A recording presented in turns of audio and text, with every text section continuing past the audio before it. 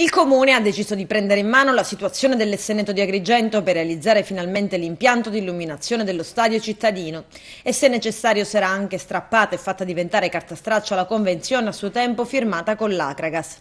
A Palazzo di Città in questi giorni c'è stato un febbrile lavoro di verifica del possibile iter burocratico. Del resto il sindaco Lillo Firetto sa bene che su questa vicenda, dove il Comune ha comunque responsabilità limitate, l'ira dei tifosi e dei simpatizzanti dell'Acragas non risparmierebbe nessuno, dal management del club di via Petrarca, come si è visto nel flash mob dei tifosi in Curva Sud, fino appunto all'amministrazione comunale. Il primo passo è quello di convincere il presidente della Federcalcio, Carlo Tavecchio. Al telefono il capo della FIGC ha anche parlato con Lillo Firetto, ma le vicende della nazionale e la risicata conquista dei playoff per guadagnarsi la qualificazione al mondiale del prossimo anno hanno sostanzialmente bloccato tutto. Comprensibilmente in via Allegri a Roma hanno più a cuore gli azzurri che non il diritto dell'Acragas di giocare o meno all'Esseneto, soprattutto perché c'è molta irritazione nei confronti della società biancazzurra.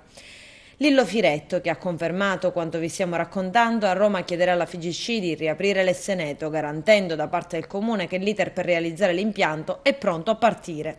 Naturalmente i tempi della pubblica amministrazione non sono quelli che avrebbe avuto un privato, il Comune ovviamente deve indire una gara d'appalto.